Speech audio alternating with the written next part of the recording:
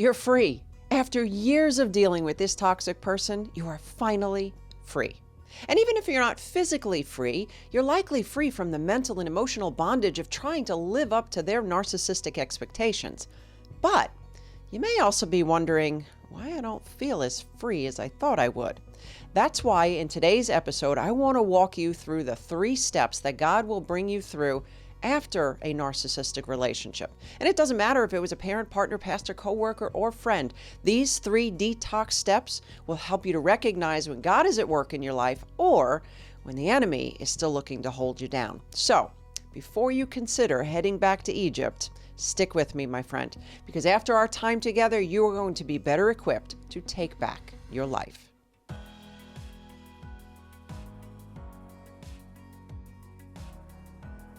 So let's talk today about what you can expect God to do in the next 12 months and beyond as you heal from this narcissistic relationship. Step number 1, He will reveal. In the months following the relationship detox, God will begin to pull back the veil, and you're going to start to see the areas that you went wrong, things that you tolerated, actions you mistook as love, your immaturity or ungodly ways, or the ways that you dealt with matters in an unhealthy manner. In other words, God is going to start showing you your part. Luke 12:2 tells us that nothing is covered up that will not be revealed or hidden, that will not be known. No, my friend, this doesn't mean that you're to blame or that the other person wasn't a problem. But if you will allow Him, God will begin to do a transforming work within you, breaking you free of old mindsets, old habits. But that work is going to begin with revealing your areas of weakness, your blind spots, and He may reveal your codependency, your insatiable need for approval, your people-pleasing, your fear of confrontation. And while the other person doesn't get a pass, it's imperative that you recognize your part in this dynamic. You see, you were drawn to this person for a reason. Let God reveal that. They were drawn to you for a reason. Let God reveal that. And you struggled with boundaries for a reason. Let God reveal that. You have hurts that you're going to need to address before bringing into another relationship. Let God reveal that. So here's the great news. In this phase, He will also begin to reveal who He's created you to be. And for so long, you've likely lived under the shadow of someone else's expectations and opinions. And many who have broken free from toxic relationships are told, well, now you can just be yourself. But if you're like many, you're too embarrassed to admit that I don't even know who I am. Let God reveal that. And if you do need a little jump start, be sure to grab a copy of our free What's My Temperament guide to begin to discover what your unique temperament is. I'll include a link in the description. But it doesn't end there.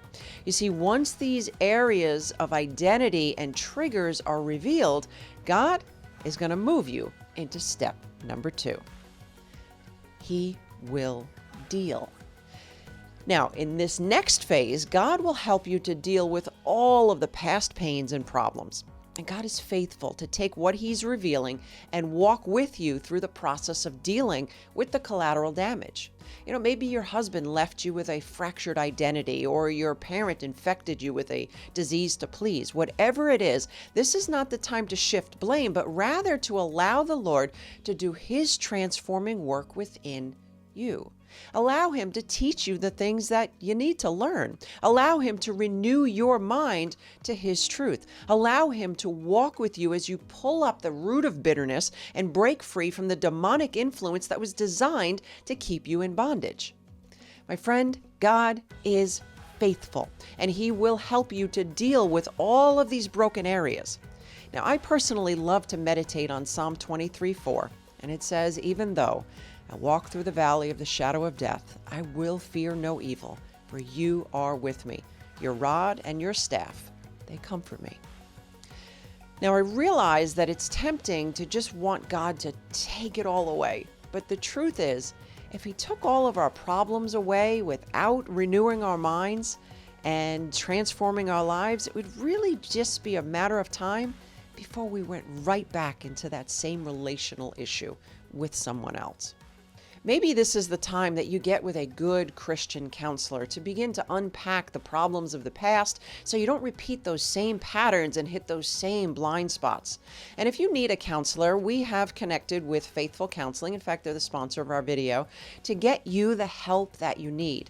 So simply click the link below this video, and not only will you receive 10% off your first month's counseling, but they will pair you with a counselor that is going to be right for you. Look, allowing God to reveal your issues and deal with the damage isn't a walk in the park, but it does bring us to the most exciting part, and that is step number 3. He will heal. The scars of physical abuse can be evident on our bodies, but the signs of emotional abuse, they run deep. The bitterness, the fear of abandonment, control, broken trust, chronic health issues, or just an overall sense of helplessness are just of the few symptoms of time spent in a toxic relationship.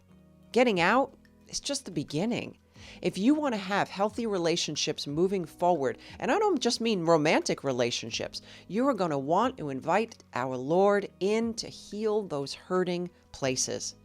Look, there's no quick and easy path to emotional and mental healing, but with our Lord by your side, you can rest assured that you will be whole again.